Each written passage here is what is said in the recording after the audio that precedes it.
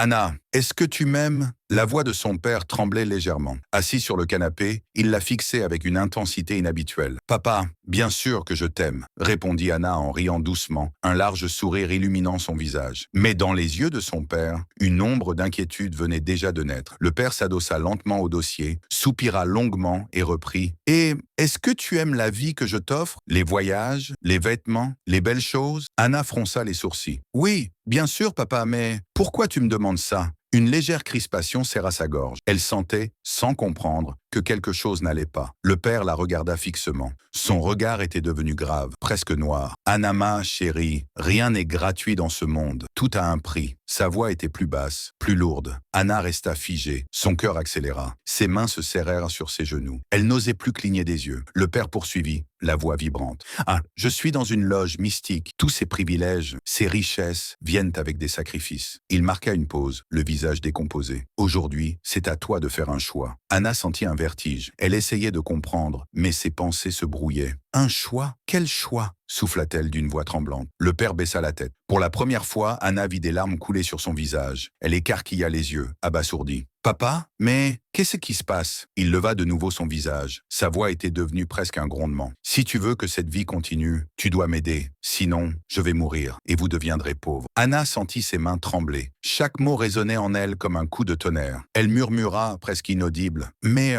comment je peux t'aider, papa ?» Alors, d'une voix plus grave encore, il lâcha la phrase qui brisa tout. « Ma loge mystique me demande de faire un enfant avec toi, ma première fille. » Un frisson glacial parcourut tout le corps d'Anna. Elle se figea, le souffle coupé, les yeux exorbités. Le père ajouta « C'est le seul moyen pour que notre richesse reste intacte et pour que je ne meure pas. » Anna porta ses mains à sa bouche. Sans s'en rendre compte, elle hurla « Quoi? Mon propre père? Faire un enfant avec moi? Que Dieu m'en préserve !» Elle recula brusquement, comme si la distance pouvait la protéger. Ses jambes tremblaient. « Mais papa, qu'est-ce que tu racontes ?» cria-t-elle en se levant, vacillant. Il se leva à son tour, tenta de la retenir par le bras. « Tu as un mois pour prendre ta décision. Je ne te forcerai pas. Mais sache que si tu refuses, je mourrai. Et ta mère, toi, tes frères, tes sœurs, finiront dans la rue à mendier. » Anna sentit son cœur exploser dans sa poitrine. Son père, son propre père. Elle recula encore, secouée de sanglots, la gorge serrée par l'horreur. « Non, c'est impossible, » murmura-t-elle, la voix brisée. Elle se laissa tomber sur le sol, comme si ses jambes ne pouvaient plus la porter. Le père debout la regardait, les mains tremblantes, le visage ravagé. Le pouvoir, l'argent et le luxe ne sont pas forcément mauvais en soi. Beaucoup les obtiennent, à force de travail, de persévérance et d'intégrité. Mais il existe aussi des chemins sombres, où l'ambition démesurée pousse certains à franchir les limites de la morale et de l'humanité.